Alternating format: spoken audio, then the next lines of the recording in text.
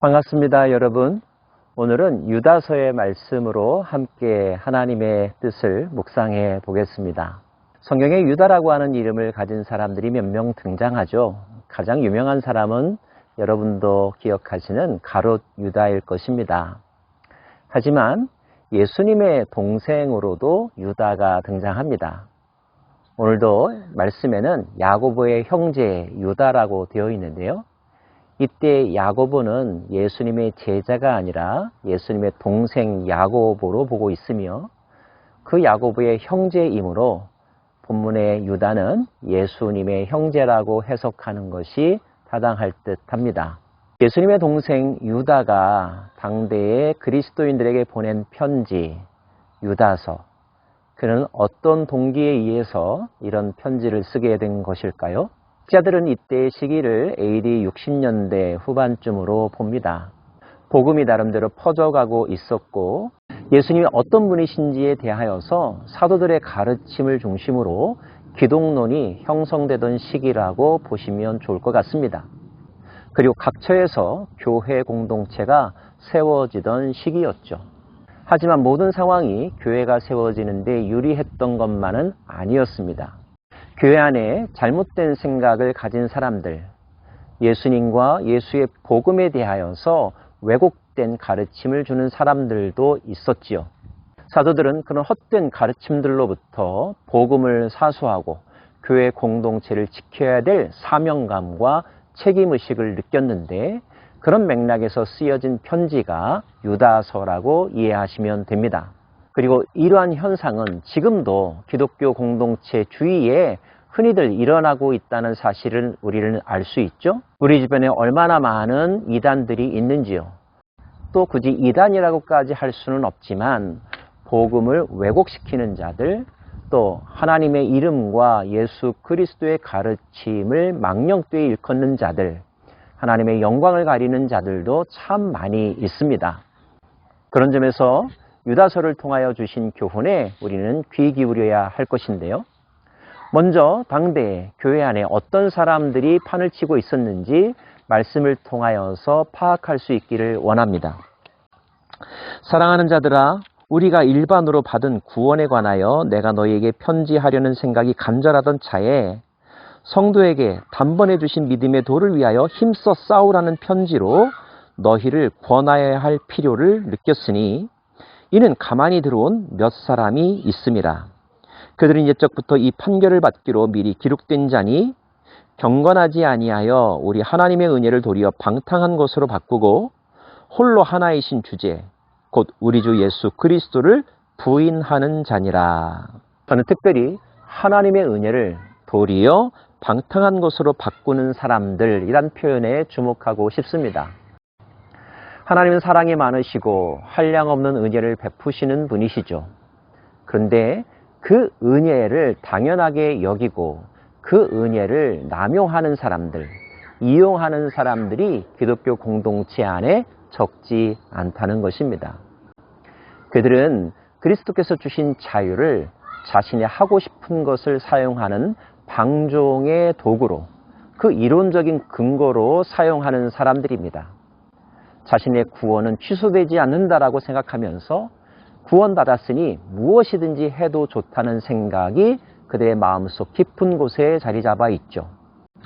결국 이러한 사람들이 생각들을 행동으로 실천하게 될 때 기독교인임에도 불구하고 그리스도인이라 불리우는 사람임에도 불구하고 신문 사회면에 불미스러운 일로 주인공이 되기도 하는 일들, 또 다른 사람들로부터 손가락질 받기조차 한다는 사실.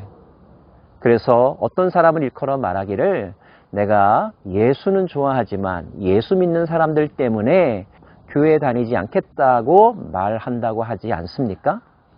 바로 은혜를 남용하는 사람들이라고 말할 수 있을 것입니다. 그리고 그들의 마음속에는 예수를 주로 인정하지 않죠. 겉으로는 예수가 그리스도라고 만물의 통치자라고 신앙 고백을 하지만 입술로만 그렇게 할 뿐 실제 마음의 결단의 과정에서 삶의 순간순간마다에는 예수님이 보이지 않는 것입니다. 자기의 본능에 따라 움직이는 사람들이라고 말할 수 있죠. 자, 그런 사람들의 결국은 어떻게 될까요? 오늘 유다는 출애굽한 백성들 가운데 광야에서 죽은 사람들의 예를 우리들에게 소개해주고 있습니다. 출애굽했다고 해서 다 가나안 땅에 들어간 것은 아니라는 것 알고 계시죠? 소돔과 고모라의 이야기도 하고 있습니다. 하나님께서 그 성을 심판하셨다는 사건, 그 또한 여러분 잘 알고 계실 것입니다. 우리는 구원에 관한 올바른 신앙과 교리를 철저하게 익히는 것이 필요한데요. 혹시 여러분 already but not yet 이라고 하는 이야기 들어보셨습니까? 우리의 구원은 이미 시작되었지만 아직 완성되지 않았다는 표현입니다. 예수 그리스도를 믿음으로 말미암아 우리는 하나님의 자녀가 되었고 그분 나라의 백성이 되었습니다. 하지만 정확히 말하면 그것은 시작이지요. 우리의 구원은 아직 완성된 것이 아닙니다. 성경은 예수께서 다시 오실 그때, 그 재림의 날에 모든 것이 완성된다고 말씀하고 있습니다. 그러므로 우리는 그 완성의 날까지 긴장을 늦추어서는 안 됩니다. 하나님께서 그리스도의 피로 우리를 구원하여 주셨고 한량없는 은혜를 베풀어 주셨는데 그 십자가의 피, 그 은혜를 헛되이 만들면 안 된다는 것. 오히려 올바른 신앙을 가진 사람은 은혜에 합당한 삶을 살아가기 위하여 더욱더 자기 자신과의 싸움에 집중하고 악한 영과의 싸움에서 승리하기를 늘 깨어 기도하며 성령을 쫓아 사는 삶을 추구해야 하지 않을까요?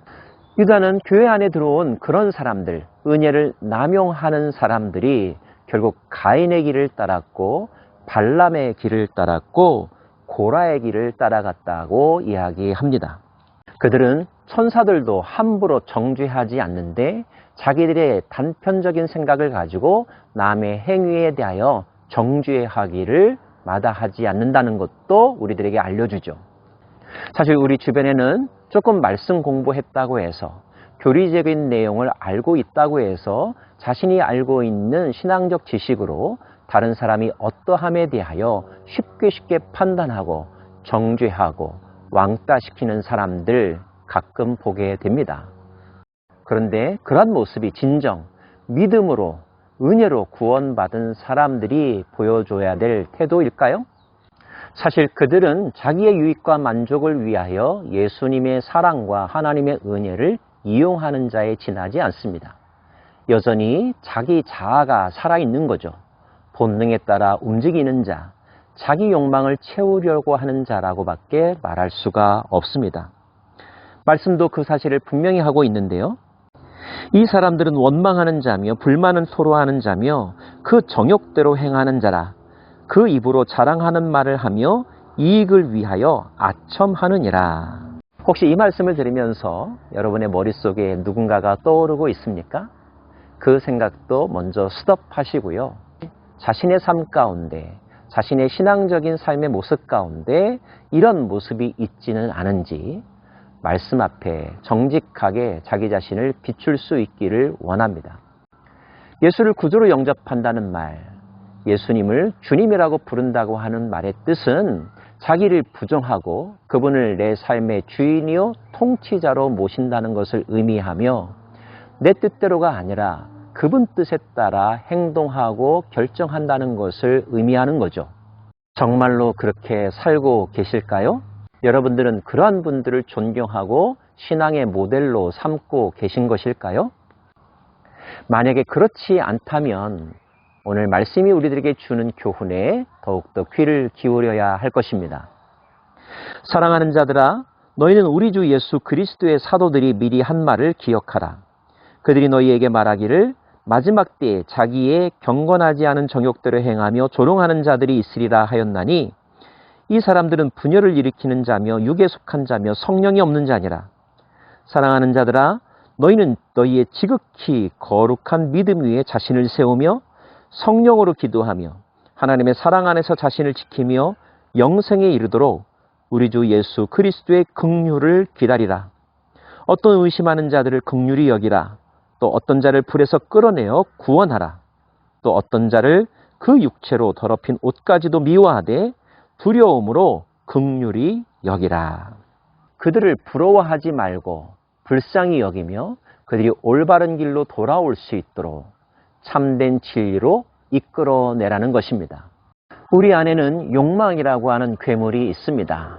그 괴물이 힘을 쓰지 아니하도록 우리의 욕망에 의해서가 아니라 성령의 소욕을 따라 사는 삶을 늘 마음에 꿈꾸며 그 길을 선택하는 저와 여러분이 되기를 원합니다. 그렇게 매 순간순간 성령님의 음성에 민감하게 반응하고 성령을 따라 살려고 노력할 때 능히 우리를 보호하사 거침이 없게 하시고 우리로 하여금 그 영광 앞에 흠이 없이 기쁨으로 서게 하실 분, 곧 우리 구주 홀로 하나이신 하나님, 그리고 우리 주 예수 그리스도로 말미암아 우리에게는 하나님 나라의 영광과 권세와 위엄을 경험케 하실 것입니다. 복음을 분명하게 알고 복음적인 삶이 어떠한 것인지를 정확하게 깨닫고 그대로 실천하는 진실한 그리스도인이 되기를 다시 한번 다짐하면서 오늘도 주님께서 기뻐하시는 참된 제자의 삶 살아가실 수 있기를 간절히 소망합니다. 기도하겠습니다.